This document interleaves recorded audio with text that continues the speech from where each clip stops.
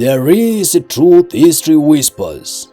A friendship built on convenience lasts until convenience changes. Iran and Israel were not born enemies. They become enemies. And to understand how, we must meet the men who shaped their nation. Because nations do not wake up angry, leaders do.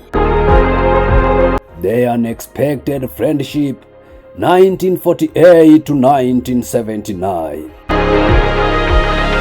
When Israel was created in 1948, many Middle East countries rejected it, but one Muslim majority country chose quiet pragmatism: Iran. The resplendent Golestan Palace is the setting for the 40th birthday celebration of Shah Mohammad Reza Pahlavi.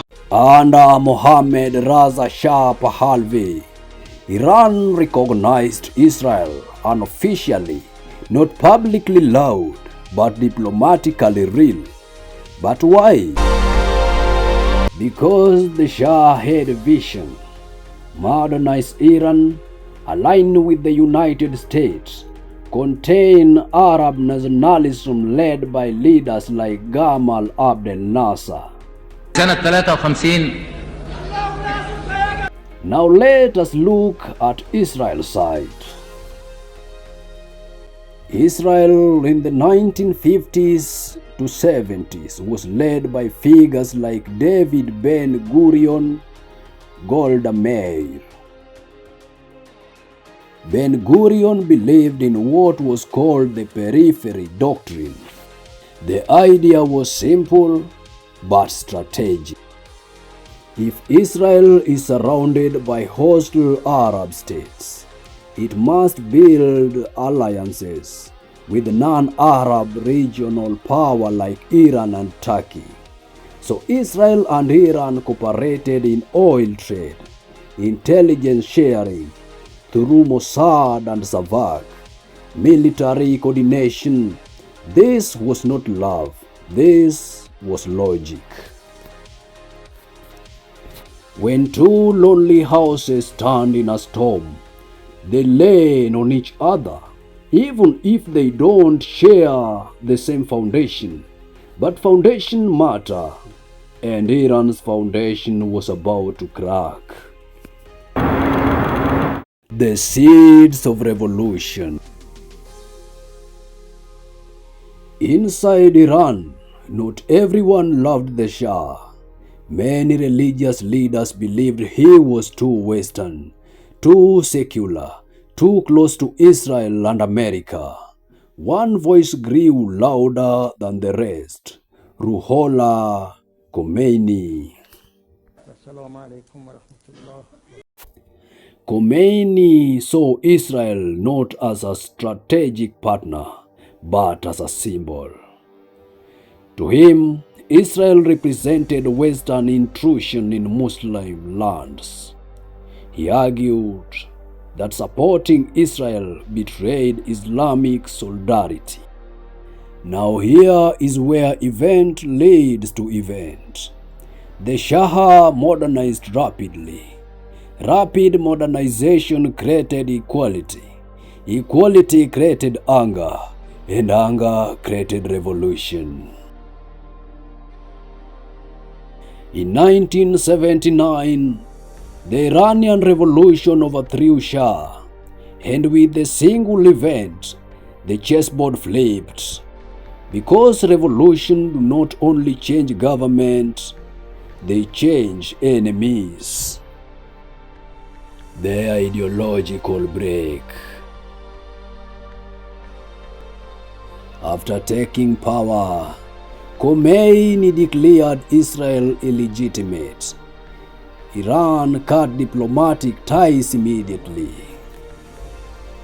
The Israel embassy in Tehran was handed over to Palestine representatives.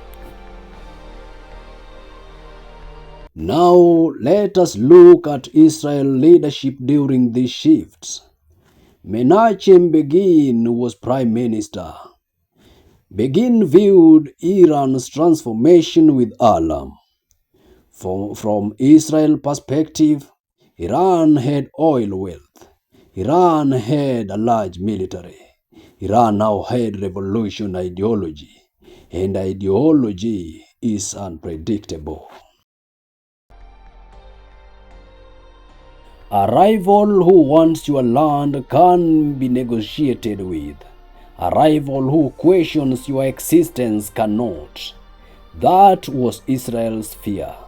Iran did not merely oppose Israeli policy, it opposed Israel's existence. This changed everything. Lebanon Turning Point 1982.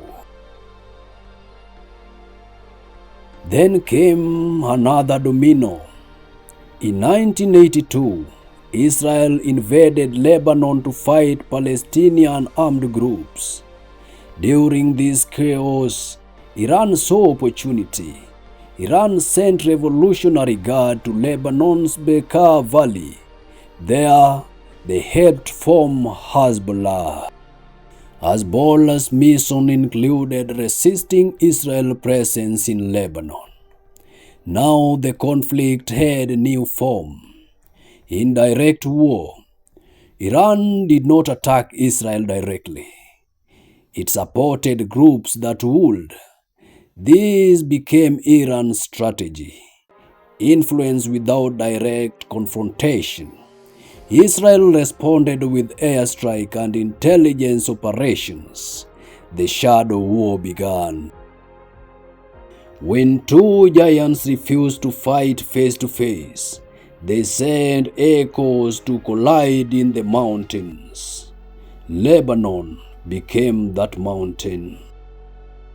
Palestinian dimension. Iran also increased support to groups like Hamas. For Iran, supporting Palestine resistance served two purposes: pressure Israel, gain leadership influence in the Muslim world.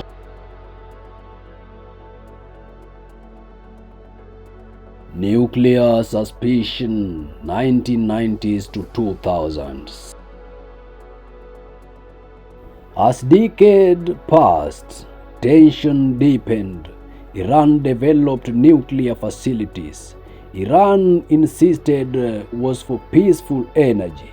Israel leaders like Benjamin Netanyahu publicly warned the world that Iran was seeking nuclear weapons.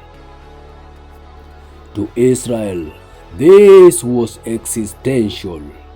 To Iran, nuclear capability meant deterrence against stronger enemies. This created what scholars called security dilemma. One side built to feel safe, the other sees danger, and fear multiplies faster than facts.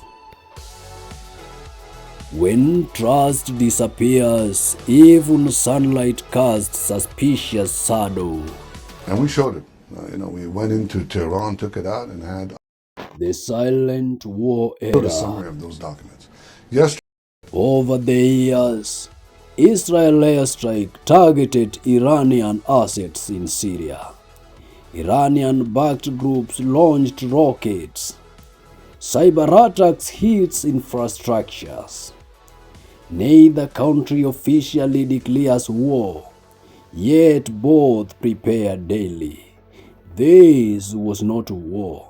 It was called confrontation with warm consequences. Wars do not begin with bullets. They begin with beliefs. If you are interested in what happened next, please support us by liking and subscribing our YouTube channel.